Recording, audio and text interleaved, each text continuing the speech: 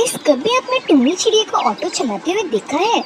चलो आज हम इस स्टोरी में देखेंगे कि टूनी चिड़िया को ऑटो क्यों चलाना पड़ा। मेरवाड़ गांव में टूनी चिड़िया अपने माता पिता के साथ रहती थी। टूनी के पिता ऑटो चलाने का काम करते थे और टूनी की माँ हाउसवाइफ थी और टूनी चिड़िया अभी कॉलेज पढ़ रही थी। पापा, मैं भी आपकी तरह ऑटो चलाना चाहती हूँ। क्या आप मुझे ऑटो चलाना सिखा देंगे? बेटा, तेरी इच्छा है तो मैं आज ही तुझे ऑटो चलाना सिखाता हूँ। टूनी चिड़िया की बात सुनकर उसकी वाइफ उससे ये कहती है कि ये कैसी बातें करती हो जी, इसकी उम्र तो देखो, शादी के लायक हो गई है। अब जल्दी से इसके लिए कोई अच्छा सा घर और चिड़ा ढूंढो और इसकी शादी कर दो।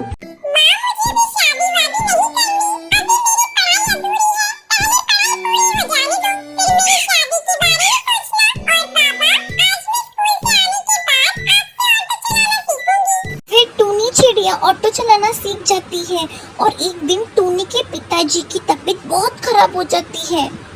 बाबा, आपकी तबीयत ठीक नहीं है, आप आराम कीजिए, मैं आपकी जगह ऑटो चलाऊंगी। बेटा, तो ये क्या कह रही है? तू कैसे इतने बड़े ऑटो को चलाएगी? 1-2 दिन की बात है, मैं ठीक हो जाऊंगा तो फिर से ऑटो चलाने लगूंगा। ऐसे ही कहकर बहुत दिन बीत जाते हैं, लेकिन टूनू चिड़िया अभी भी बीमार था और घर में पैसे की तंगी आ जाती है। इसलिए टूनी चिड़िया ऑटो चलाना स्टार्ट करती है और ऐसे करते करते टूनी चिड़िया पैसे भी कमाने लगती है और टूनी का पिताश्री देखते हैं टूनी को और वो बहुत खुश होते हैं जब टूनी ऑटो चलाती है। फिर एक दिन टूनी चिड़िया ऑटो चला रही थी, तभी वो अपने ओल्ड स्कूल फ्रेंड से मिलती है, बंटी कबूतर। अरे बंटी कबूतर, बहुत दिनों बाद तुमसे मुलाकात हुई है, कहाँ थे इतने दिनों से? तुझे क्या बताऊं टुनटुनी, स्कूल की पढ़ाई खत्म होते ही पिताजी का निधन हो गया। तब से मैं उनकी दुकान संभाल रहा हूँ, आगे की पढ़ाई भी पूरी नहीं कर पाया। इस तरह काफी देर से दोनों बातें करते हैं। फिर टूनी चिड़िया कहती है, चलो बंटी मैं भी जाती हूँ, मेरे को लेट हो रहा है। ऐसा कहकर टूनी चिड़िया वहाँ से चली जाती है और उसकी माँ कब से उसका वेट कर रही थी। टुनी, आज तुमने इतनी देर कहाँ लगा दी? क्यों, तुझे आने में देर कैसे हो गई? क्या बताऊँ माँ, मेरे बचपन का दोस्त बंटी मुझे मिल गया था। उससे बातें करते करते मुझे समय का पता ही नहीं चला। फिर ये कहने के बाद बंटी कबूतर और टूनी चिड़िया रोज मिलने लगते हैं और फिर इन दोनों के बीच में प्यार हो जाता है। फिर दोनों अपने आप शादी कर लेते हैं और फिर वो अपने ससुराल चली जाती है।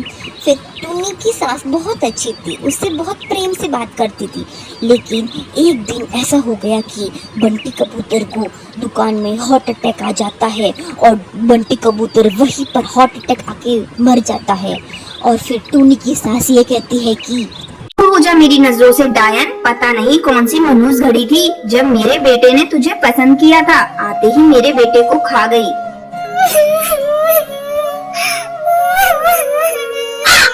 बाजी, इसमें मेरी क्या गलती है? अब मेरे इस दुनिया में आपके सिवा कौन है? मैं कहाँ जाऊंगी?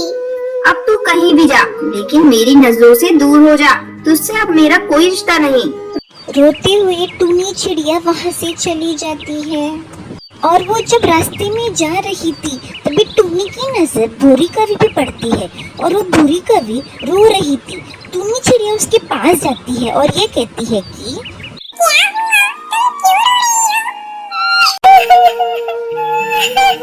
दीदी, क्या बताऊं, मेरे माता पिता पर एक बाज ने हमला कर दिया और मैं अब इस जंगल में अकेली ही रह गई। भूरी चिड़िया की बातें सुनकर टूनी चिड़िया ये कहती है कि अब मैं ऑटो चलाकर अपना गुजारा करूंगी और इस अनाथ बच्ची को पालूंगी। ऐसा कहकर टूनी चिड़िया पहले अपने लिए और उस भूरी कवि के लिए एक घोंसला बनाती है। फिर टूनी चिड़िया ऑटो चलाकर बहुत सारे पैसे कमाती है और भूरी कवि और टूनी चिड़िया खुशी खुशी रहने लगते हैं।